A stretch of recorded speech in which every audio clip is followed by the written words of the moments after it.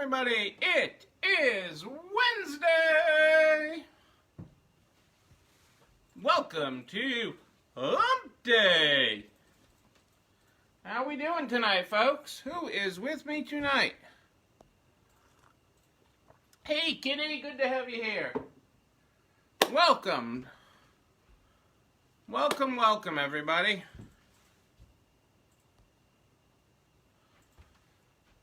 How's it going? I'm delayed because of Facebook. Well, partly because of me, but Facebook. Tamika! Great to have you here live tonight, Tamika. The birthday girl, Julie Jankowitz, is here. Happy birthday to Julie. Happy birthday to Julie. Happy birthday, Julie. I hope you got the dinner you wanted. Happy birthday to you and many more. I know I'm not supposed to sing on this, but I thought I was okay with happy birthday. Hey, Jennifer, Zach, Carrie, Adele, and Dazzle. Dazzle. That's awesome. Cassandra was betting on you, Julie. When I told Cassandra about your goals for dinner, she was betting on you. And I hope Dan enjoyed it. He's a good guy. He's a keeper.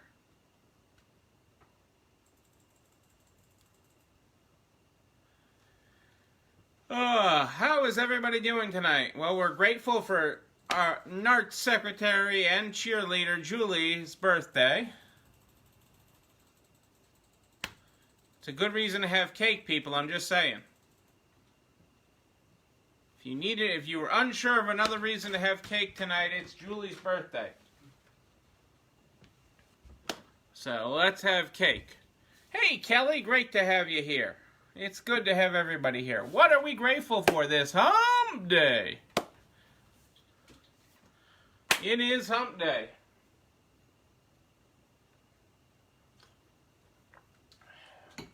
Let's be grateful for that, folks.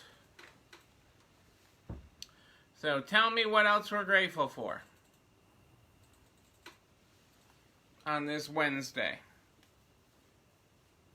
Wild Wednesday. Wild Wednesday. We're getting over this hump. We are on the second. Look at that. Boom. We are right there.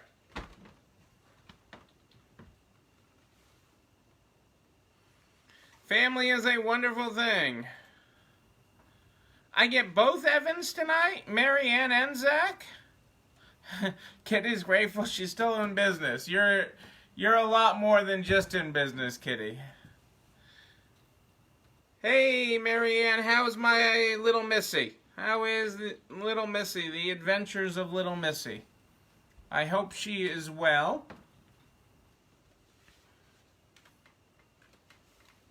Yeah, we had a decent sales day today too, Julie. And I haven't even posted the web sales yet, so.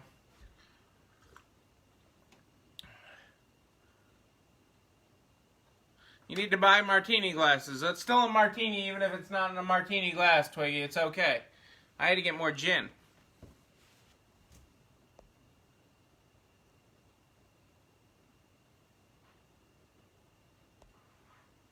I love that, Julie. That's a great promotion. If you come in and wish Julie a happy birthday, you get a treat. I like that. If I had seen that, I would have been in Illinois. Other son calling. Oh, like he's important.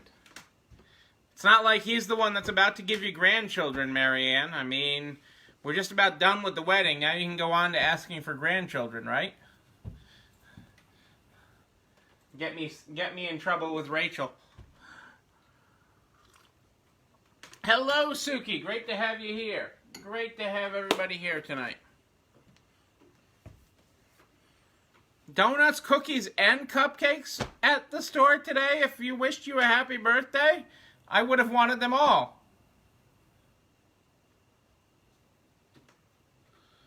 That's okay, Twiggy. The fact that you were right there with it is a good thing. That's a great thing. You know, the struggle is real, and we're gonna get to the other side of it. You know, it's just one day at a time.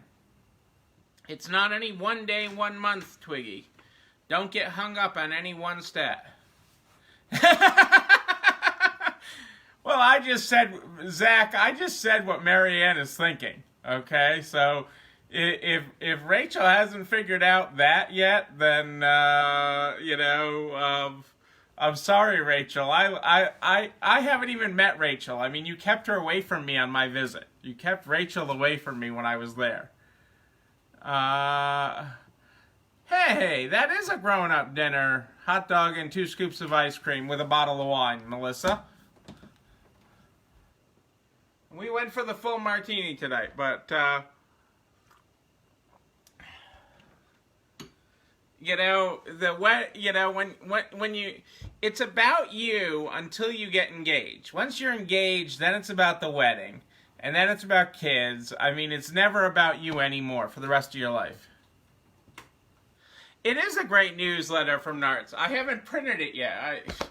We have so much going on in our world right now. I have not printed the newsletter yet from everybody and from my team and to share it. I have quickly looked at it. I get to prove one of my presidential duties. If you didn't know what one of the many presidential duties is, one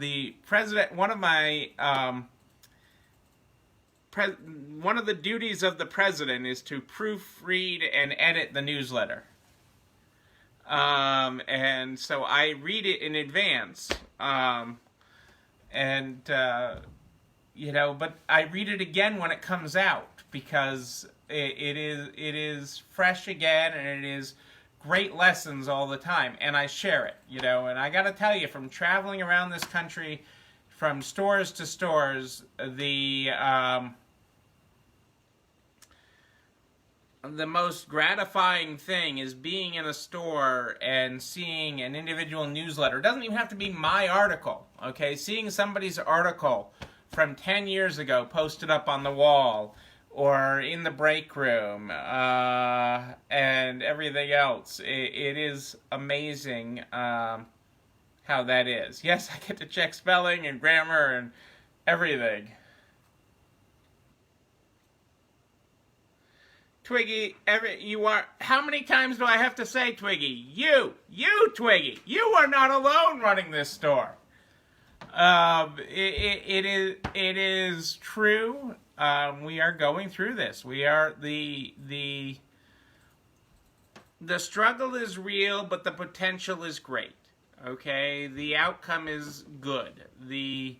With all the unknowns in the world, you know, that is certainty that you are not alone in this, Twiggy. You are well loved. I can't do a heart on a thing, but you are well loved and you are not alone. Okay? Absolutely not. We're all in this together. But you know what? It's a good week for a good week. It's a good week for a good week. So, It is. So let's get this party started tonight because I got something heavy for you. I'm gonna give you some deep thoughts with Neil on Hump Day. Deep thoughts with Neil on Hump Day. I'm gonna make you think tonight. Let's see what we got here.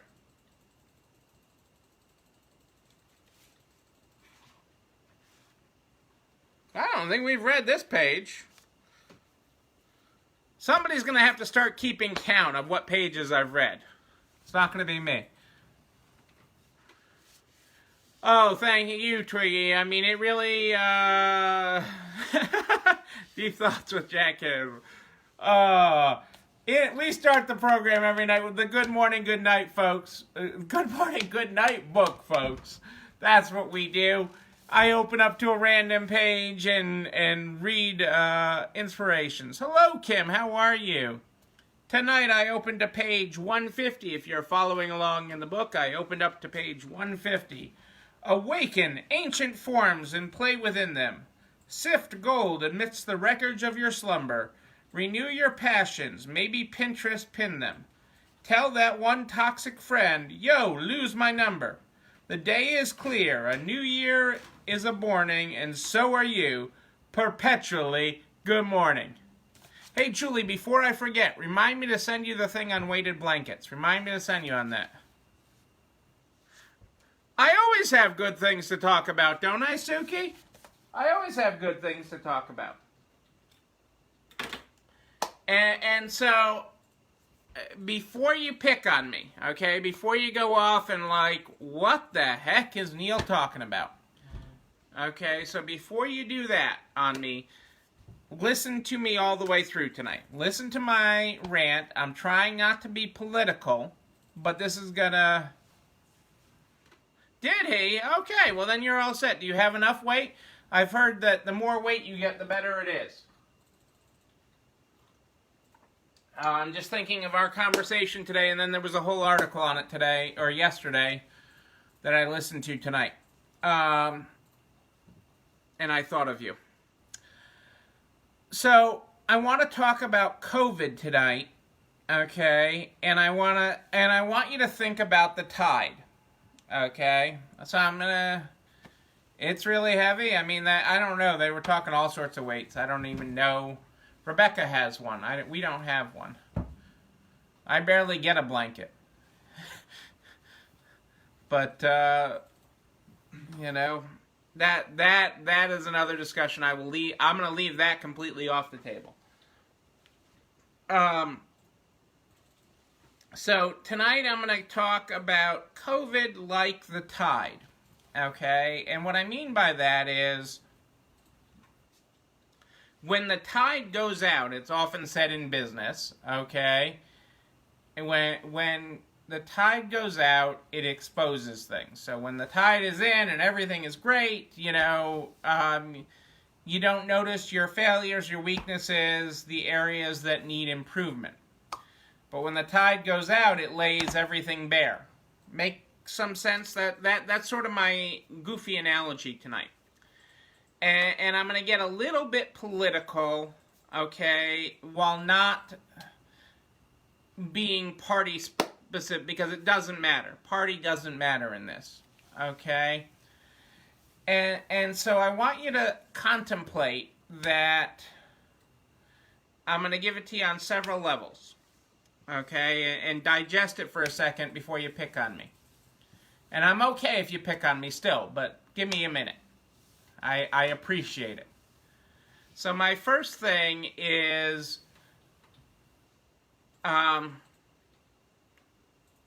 COVID didn't break our healthcare system. Our healthcare system was broken before COVID.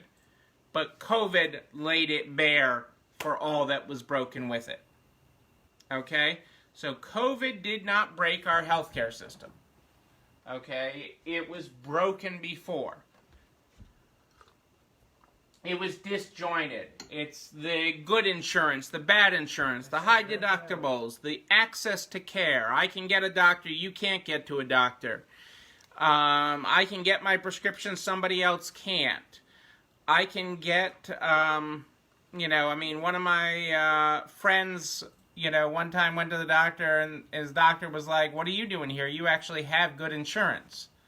And, you know, he happened to be at a doctor that primarily saw people on the low income state or in Medicaid patients. He was a Medicaid doctor and didn't see that. That didn't make him a bad doctor. It just meant he had less time with people. So, you know, the idea of our healthcare system and that your care is coordinated with a primary care physician is absolutely fantastic on paper. The reality is they don't have the resources or time, because we don't have enough primary care physicians, to manage that and all the specialists and actually manage your care all the way through that. So the healthcare system was broken before COVID. And we continue to not fix that, okay? We haven't fixed that in forever, okay? You know, one of the things that my father had that in his possession, so in the safe, okay, in the safe, in the basement, covered by great-grandma's sheet, okay, used to be covered the safe, so if any man, because it was behind the furnace, so if any workman was there working on the furnace, he wouldn't see that there was this big safe there and think that we were gazillionaires, okay, and in that safe, okay, you remember, I'm the oops baby, okay, so I'm the oops baby, you know, my father had his first heart attack in the 70s, should have never, by 70s medical standards, should have never lived, you know, to what, he's been gone 10 years now,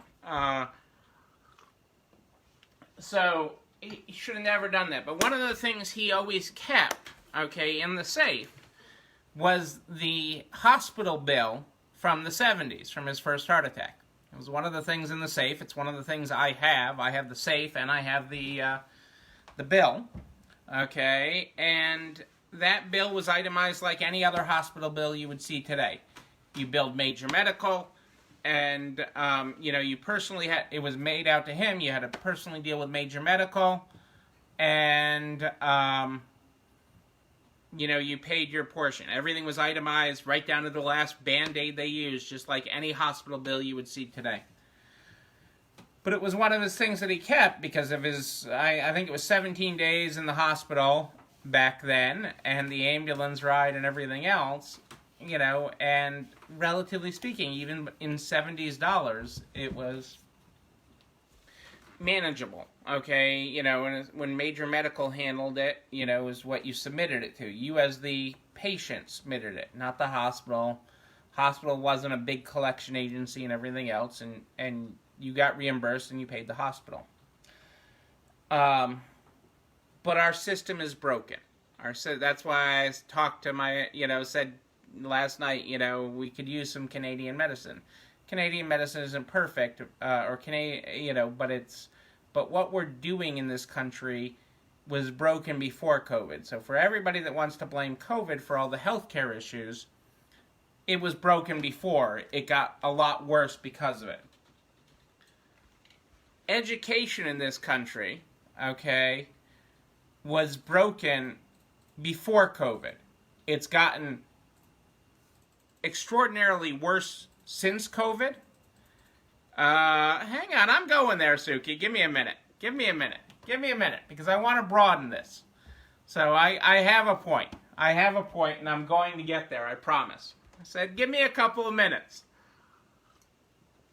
Give me a couple of minutes for my stump speech tonight. Okay? Education in this country has been broken for a long time. And one of the key moments, you know, our daughter is a college graduate, works for Lego right here. It's the Lego office. And, you know, back in 6th grade, so this is a story that I tell. Back in 6th grade, there was a day Cassandra was away, and I had to get Rebecca to school. Okay? And so it was my job to get Rebecca to school that day. And I know this will shock you, but we were running late. Hard to believe, but we were more ish than on time. Okay? And I'm hustling to get to the car, and this, well,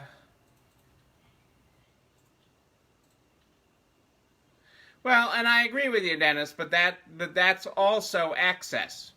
Access and money, too. And you can buy that in this country, okay? But there's a lot of discoordinated care in this country, and I've been dealing with it a lot this week. But education was broken before COVID. So in the 6th grade, you know, we're late to get to school, and Rebecca has a whole meltdown because she's like, I need my 4th grade math workbook.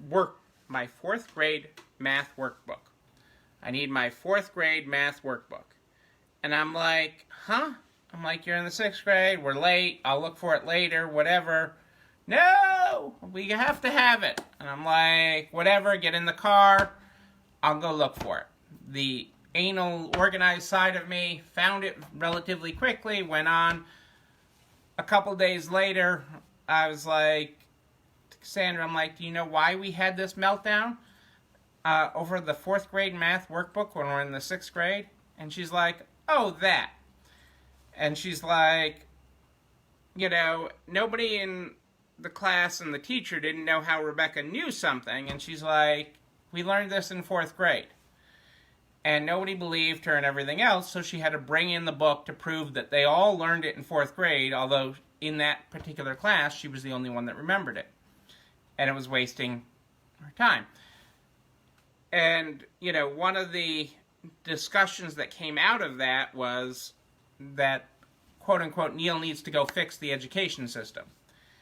And that discussion led to, okay, I can go fix the education system, but is our goal to fix the education system and do the good thing for our community and get our community to help students that are above the line, below the line, and wherever they are, okay, to teach students at their level and help them level up, or is our goal to get our daughter to where she needs to be?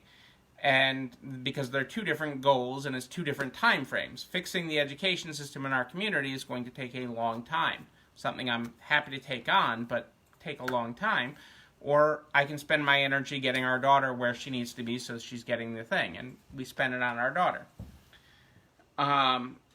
And so where does that bring me? But that COVID didn't break education. There's a lot wrong in education. There's things that, there's the districts that have, the districts that don't have, the districts that have access to technology, the districts where most of the students don't have internet. I mean, the whole Taco Bell thing this week where the students were using the Wi-Fi at Taco Bell to get on and do their work is just an extreme example of it, but these situations are all very real. So COVID didn't break it, it just exasperated it. It just laid it bare.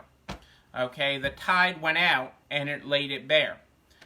And so where I'm going with all this, and I can have this discussion on any number of topics, okay, because what our leaders, our political leaders, and party does not matter, have done with this is just continue to kick the can down the road, much like I did with, you know, Rebecca in 6th grade, was fix Rebecca and don't worry about the rest of your community. And it's time that we worry about the rest of our community, is my fundamental big picture. But beyond that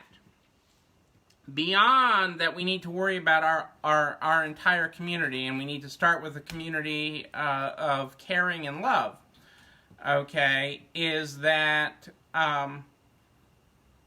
these same things, okay, these same challenges exist in your store, okay?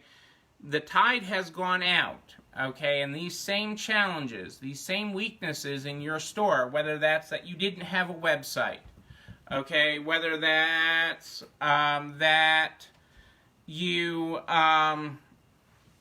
were fat with staff and now you don't have all that staff because you don't have the sales to afford it, but you need to figure out a way to get all the stuff done. Whether it was some other inefficiency in the way you ran your business, that your store was too big or your store was too small or you had the wrong merchandise mix, okay? You had these problems before COVID, okay? And COVID has laid them bare. So now you can't be Congress, okay? You can't kick the can down the road for your business. You have to address the needs of your business, your immediate community. Okay, you can have an immediate effect on your community. This isn't about kicking the can down the road. Okay, this isn't, there is no can to kick down the road anymore in your business. This is your time to get up and pull it together and look at your things with 2020 vision. We got 2020 vision this year, whether we want it or not. 2020 is a harsh reality. I mean, it is pull the Band-Aid off, rip the hair off. It is a harsh reality. It is, ouch, that hurt. Yes, it does hurt, okay? But it is a harsh reality. It's exposing the things that have been there all along. And so, and you need to, even Zach needs to put on his big girl panties and deal with these problems, okay? Whatever it is in your business, whatever weakness it is, to accentuate your strengths so that you can grow your way out of this. Because this is about growth. This is about fixing your problems. This is about not kicking the can down the road. This is dealing with it today so you don't have to deal with it again tomorrow. Or a month from now, or 6 months, or next spring, and say, oh, it's every way, this time of year. It doesn't have to be that way. Okay? It doesn't have to be that way when you deal with it and when you look at it in a different light. When you put on a different set of glasses and say, no, we're going to be the generation that fixes this in our business. This is the time for us to deal with it. This is the time for us to fix it. You know, I can get on my soapbox and say we need to fix these other societal issues, and we do. We absolutely do. And no, I'm not running for political office. I don't like those popularity contests, and quite honestly, I don't like the amount of money they have to raise to get a job that pays, $100 and something grand a year. That is, the whole side of that is just drives me nuts. But it is about dealing with your situation, not kicking the can down, and fixing the issues within your business. What can you have an effect on today, tomorrow, next month? And it doesn't all have to get fixed in a day, okay? It doesn't all, but you have to start fixing. You have to pick one spot and say, I'm going to fix this. I'm going to fix a way so I can get my items all online. I'm going to fix a way so 10% of 1 in every 10 items is on my website. Whatever it is, okay, so I have this additional revenue. I'm going to hire somebody to do Facebook Lives because I hate them, okay? And I don't do live, and I don't want to be seen, okay? Whatever the issue is in your business, okay, now that the tide is out, okay, you have to look at and say, okay, COVID didn't cause this, okay? COVID did not cause this, okay? COVID exposed it. This is the tide rolling out, okay? The tide rolling out.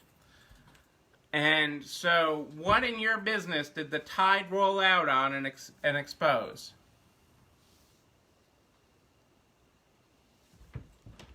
Melissa's with it. I didn't even notice you were with us.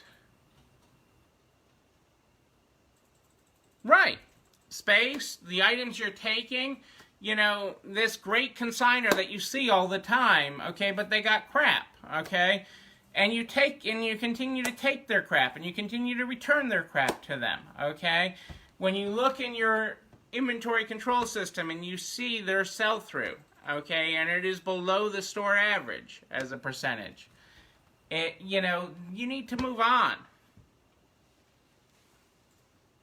Exactly, Karen. Get rid of 2 problem employees and hire 3 great ones. Absolutely.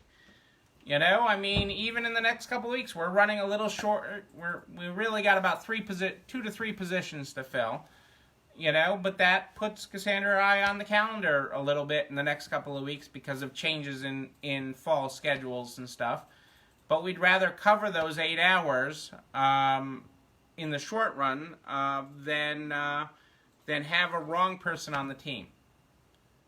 And so team is everything, okay? Team's your family, okay? As I was talking to one reporter today, that's the part they didn't understand. They're like, why would businesses that have no money, okay, so this was one of her perplexions, okay? This was a reporter's perplexion in this piece that she's working on. She's like, the part that I don't understand with all you small businesses is you paid insurance for people while you had no money. Why did you cut them off? Why didn't you say, hey, I can't afford to pay your insurance. I can't afford to pay my own mortgage. Why didn't you say that to your employees? And that was what she could not understand, because she talked to business after business okay, who paid, while they furloughed their employees, they paid their insurance benefits. And I explained that that a small business treats their employees like family, okay? Are you going to tell your sister you're going to cut off her health insurance?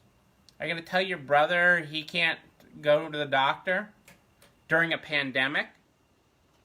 Are you going to look their kids in the eyes and say, hey, you don't got insurance, but, I paid the electric bill? No, you're going to tell the electric company I'm not going to pay you so that I can pay my family, my team members' insurance.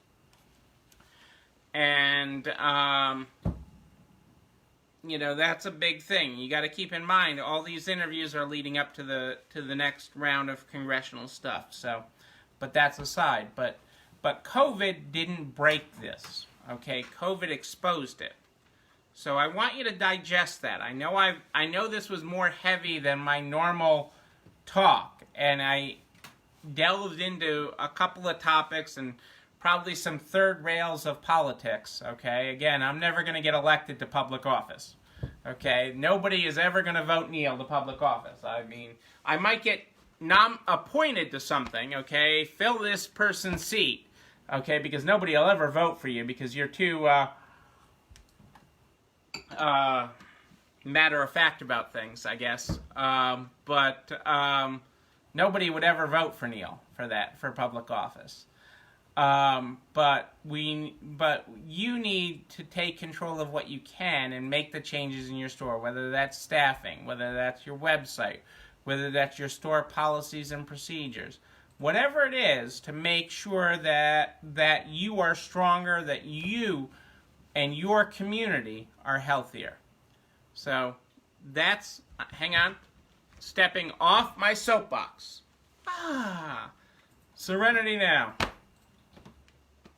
Well, I appreciate that, Michelle, but you've had too much wine from your neighbor. So nobody's going to vote with you, but I appreciate that. But I don't have the stomach for that. It's obvious that I love politics, and I love having a seat at the table, okay? I do love that I have a seat at the table. I'm really honored to have a seat at the table many times. But what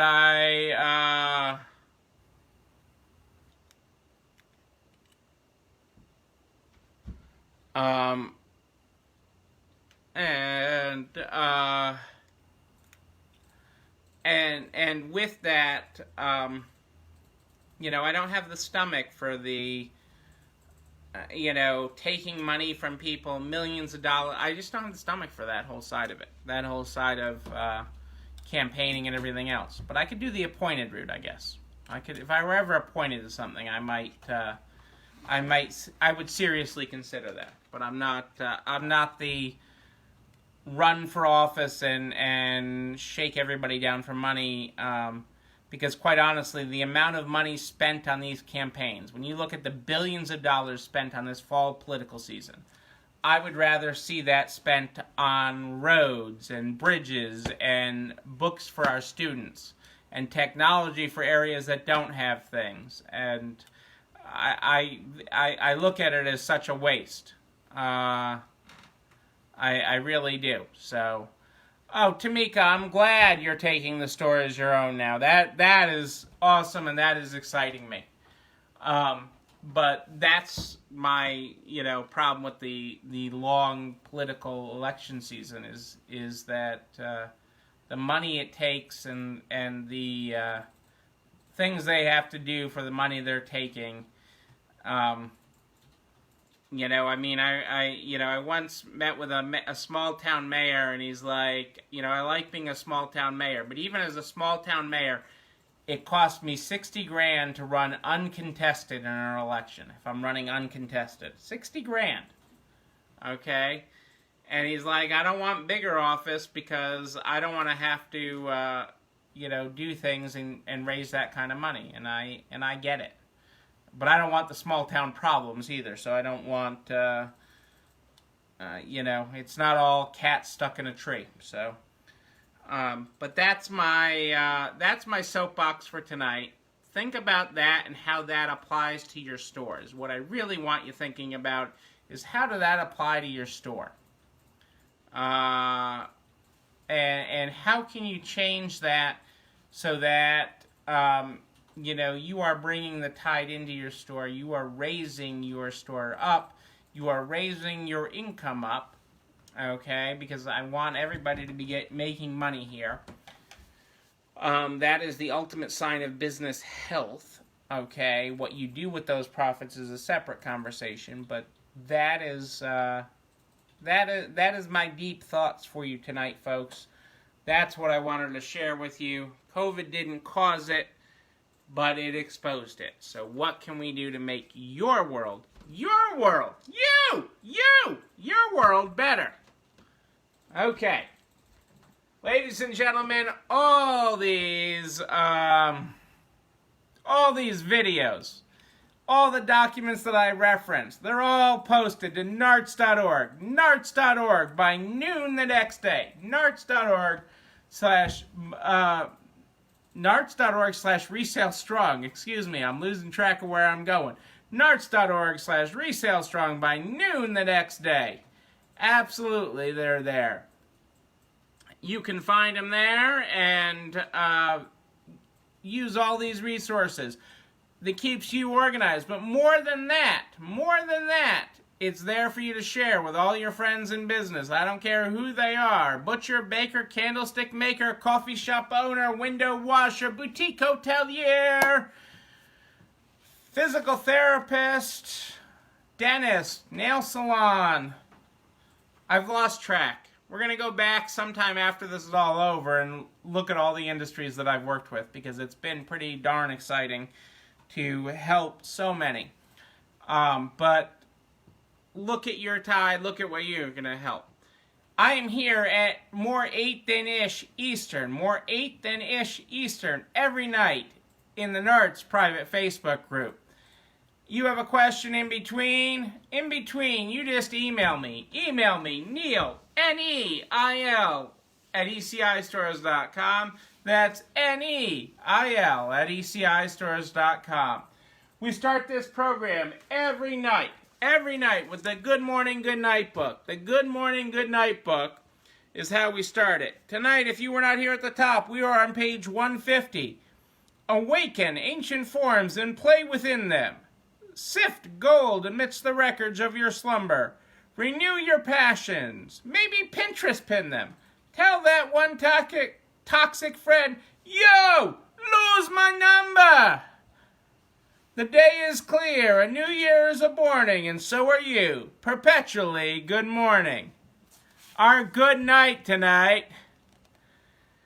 Find words for all your daily joys and terrors. Good night. Make work that gets us in our feelings. Send off to bed your doubt, your shame, your errors. Break curfew with your muses. Shatter ceilings. The year is fresh, wipe clean and nurse's mildew. Grateful for all you do and all you will do. Look at those graphics, people. Boom. Ladies and gentlemen, I am Neil Abramson. I do like a good party, a wedding, a bar mitzvah even, and we will party again before you know it. We will. And I will be there with you, and we will be dancing and partying. But until then, know that you, and especially you, Twiggy, I know you're still there, way up there, I see you. You are not alone running this store. It's time for dinner, everybody. Have a great night. By the way, just one P.S. tonight. I know you guys were like, you missed the Nana photobombing. She really loved hearing that. She loved hearing that you guys missed seeing her photobomb it. Our set is bad right now. If I were to go back to the old set, it would be a mess. But she loved hearing that. Have a great night, everybody.